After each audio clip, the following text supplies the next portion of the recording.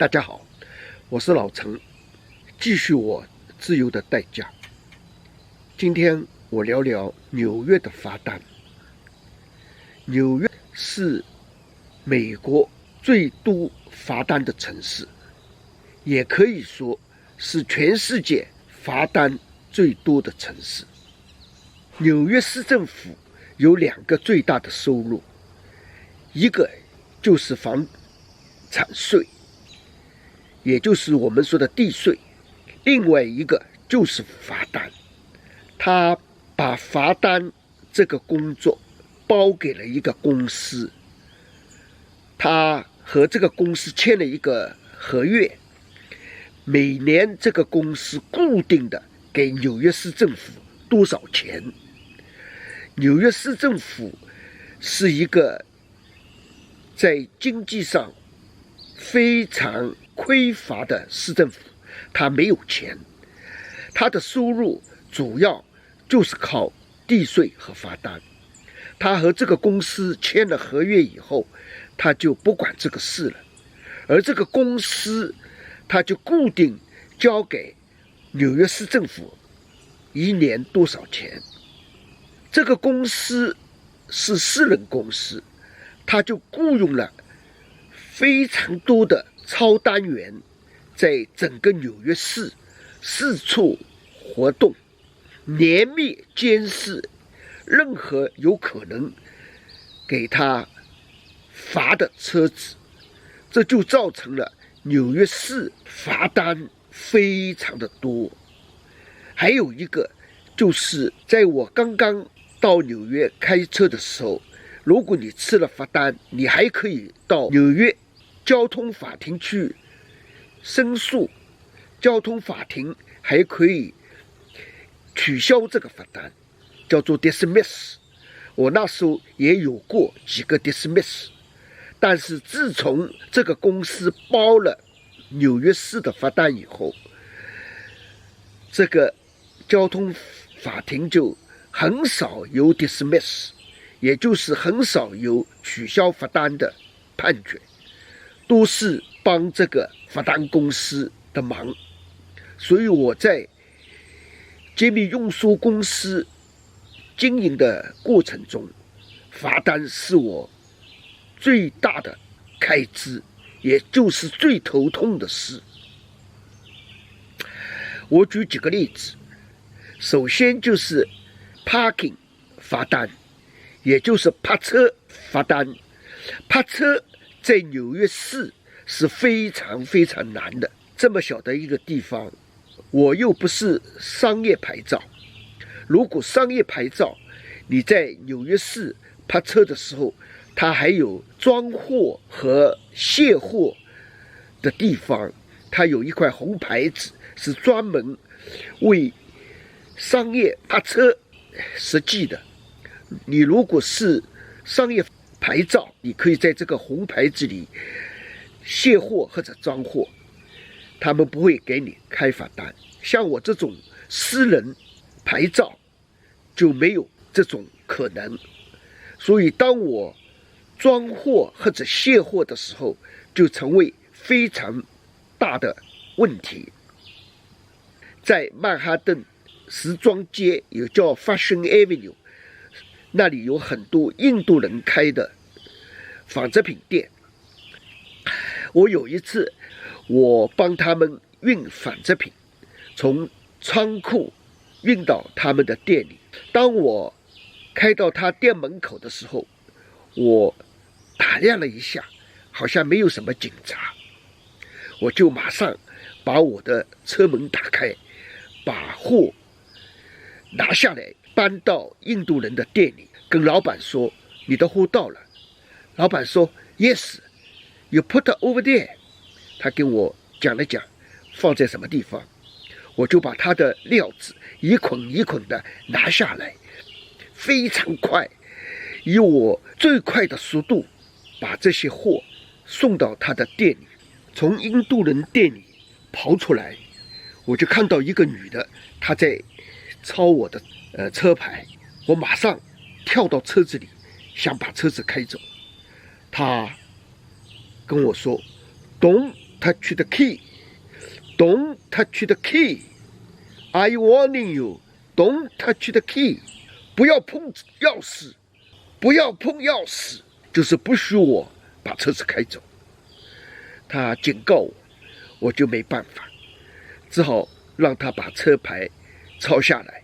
她是一个女的黑人，穿着一种特殊的警服，这个服装又好像是警察，又好像不是警察，我也不知道她是何方神仙。就这样非常快的把我的车牌记了下来，把罚单夹在了我这个车子挡风玻璃前面那个雨纱之间，他就走了。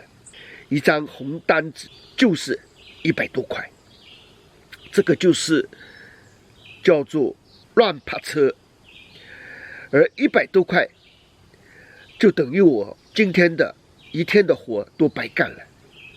我心里非常的懊恼，但是这个是没有办法的。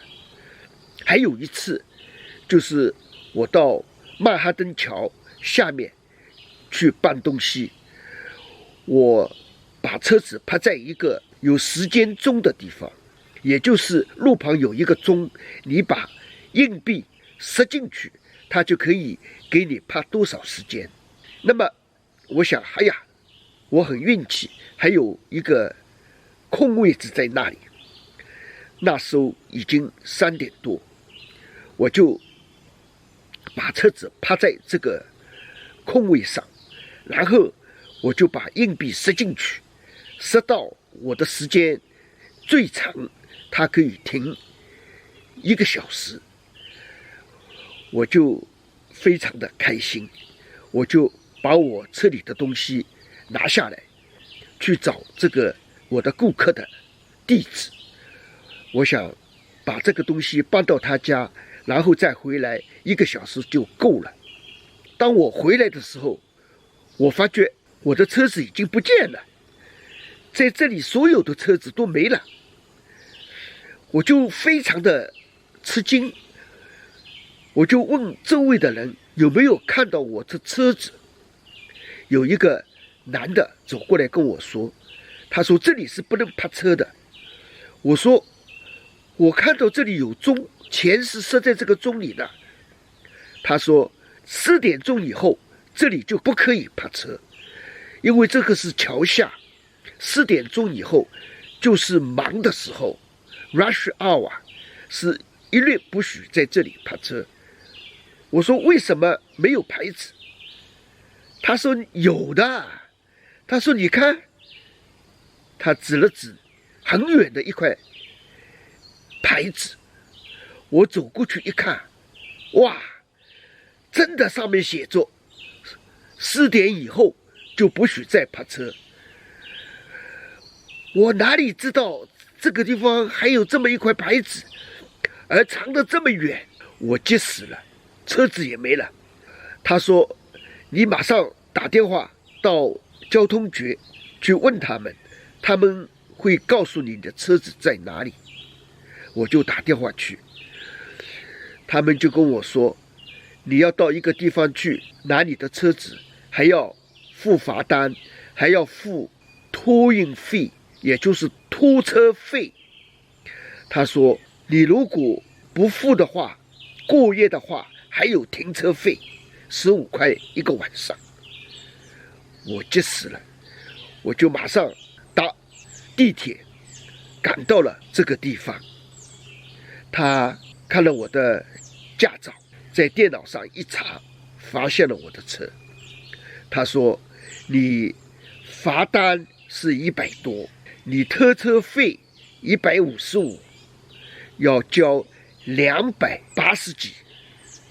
哇，我心痛死了，我2天也赚不到280几。但是他跟我说，如果你今天不付这个钱，不把车子开走，那么每个晚上还有15块钱的泊车费，也就是泊在这个仓库里的费用。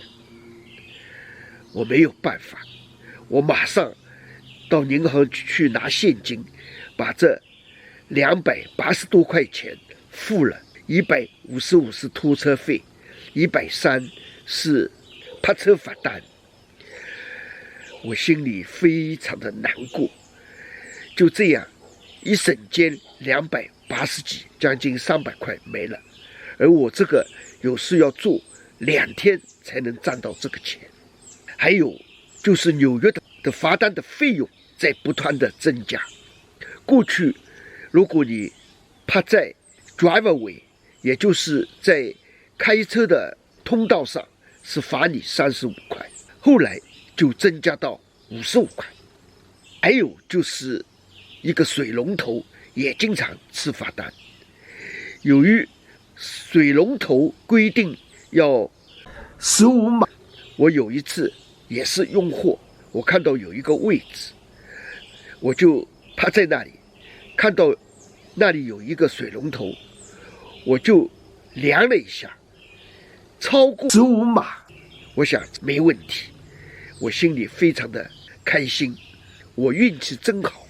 就这样，我到客户的家里搬东西，但是我回来一看，又是一张红信封在我的雨伞下面。一看，他说我是离这个水龙头15码之内，但是我量来量去就是之外，真的是有理说不清。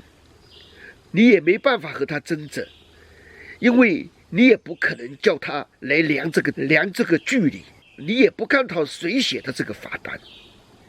就这样又吃了一个罚单，这个罚单又是100多块钱。所以在纽约，我这个公司的一个沉重的负担就是罚单。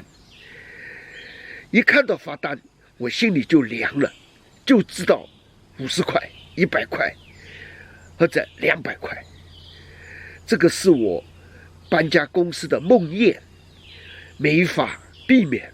这个就是我当初选择私人牌照所造成的后果。如果我是商业牌照，就不会有这个问题。但是纽约市这么多的公园路，你没有办法运到你所要的地方，没有办法做到两全其美。我这个搬运公司就成为了纽约市罚单公司的经常的贡献者。在昆士大道还有摄像头。有一天我收到了一封信，就是说我红灯的时候就已经开了。我再一看，哇，是我的车，它是摄像头摄下了我在红灯的时候还在路的当中。其实我开的时候是黄灯，黄灯我想穿过去，因为黄灯突然之间转红灯，所以我就正好在过马路的当中，他就给我寄来了罚单，说我穿红灯，又是150块。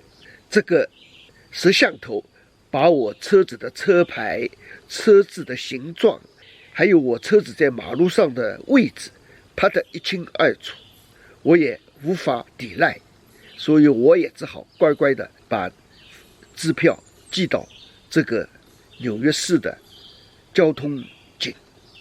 这个就是我讲的我搬运公司的梦魇。